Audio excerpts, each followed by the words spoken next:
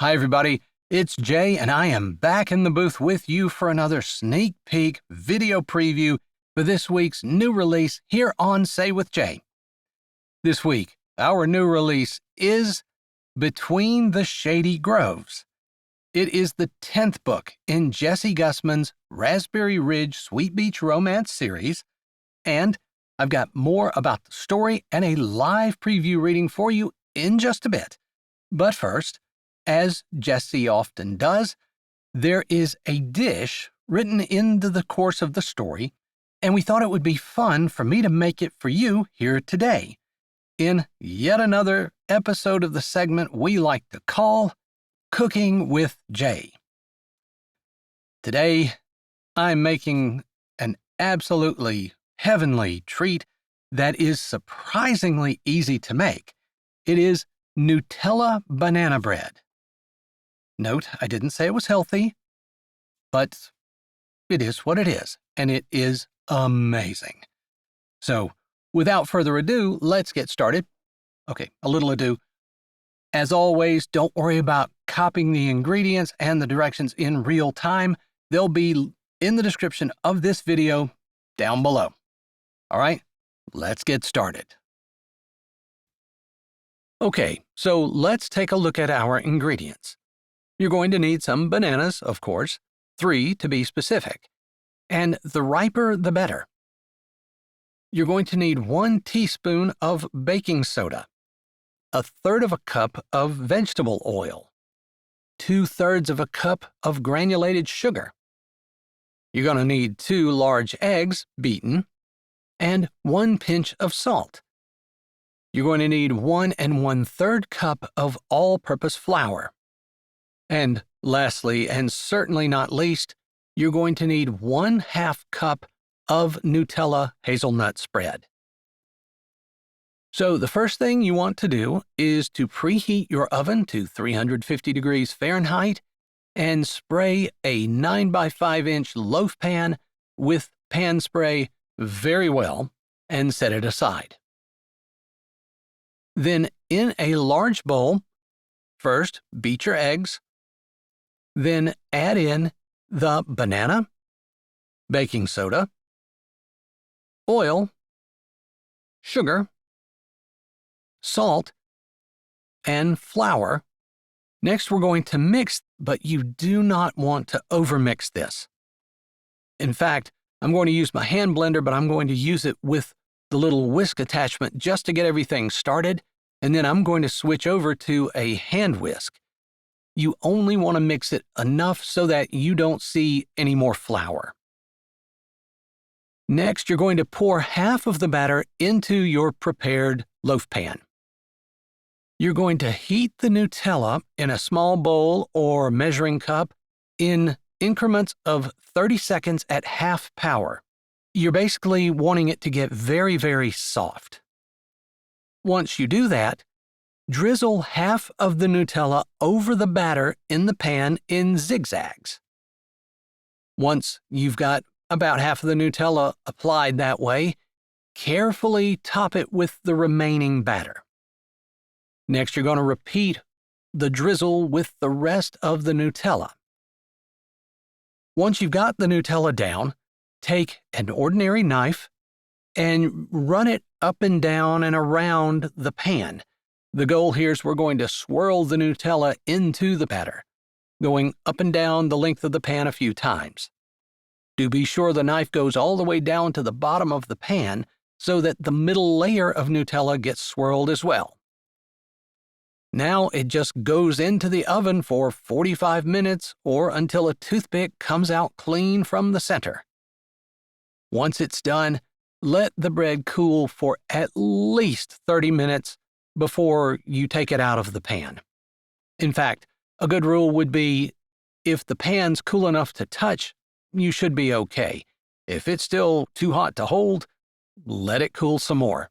Trust me on this, it will fall apart if it's not cooled off. Once it is cooled off, slice you off a piece and enjoy this Nutellla banana bread. Oh, and if you happen to have a little extra melty Nutella, and want to spread it over your banana bread? I'm not going to judge, just saying. All that's left to do is enjoy it. And there you go. I hope you guys will give it a try, and if you do, please let me know how it goes down in the comments. All right, let's talk a little bit about Between the Shady Groves. Between the Shady Groves is the story of Lauren and Canon Knodel. And their marriage is in deep, deep trouble. Canon is obsessed with his business. It's a business he started from scratch a decade earlier, and he spends all of his time and energy on it. Lauren is on the verge of despair.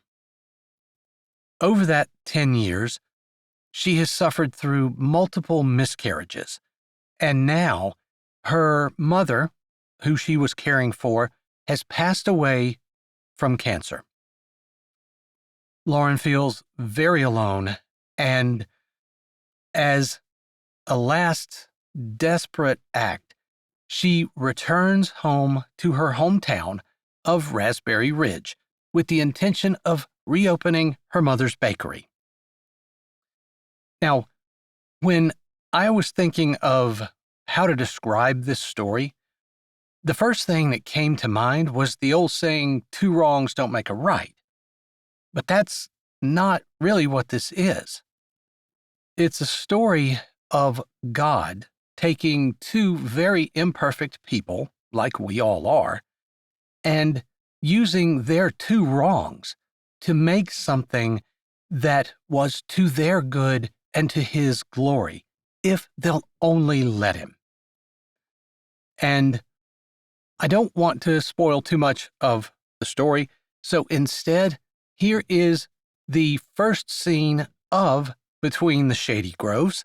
I hope you guys enjoy it, and then you'll come back this Friday for the full release, here on Say with Jay. Lauren Knodel pushed the key into the old-fashioned lock and wiggled it gently. There was a knack to this old thing, and she finally felt it click.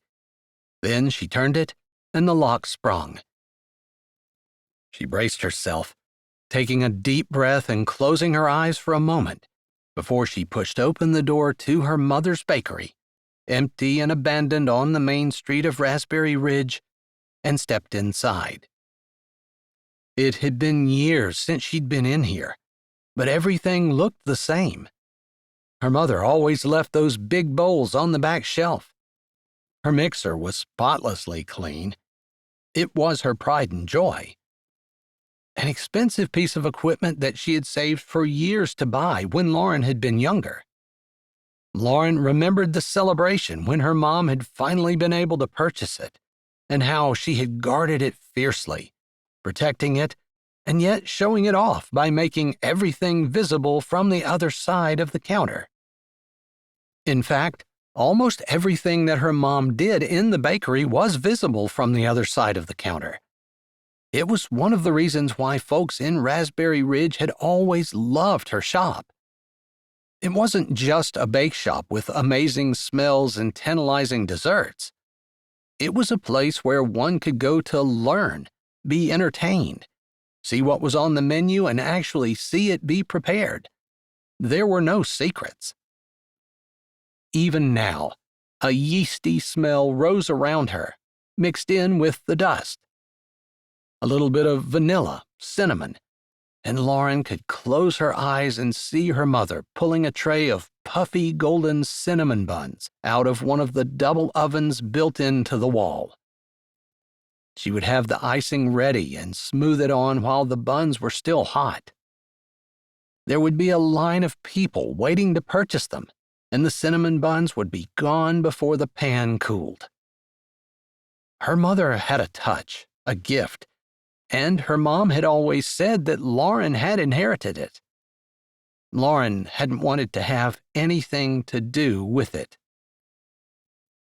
She sighed, closing her eyes and stepping in, closing the door behind her before opening her eyes again and looking around, trying to figure out what had changed.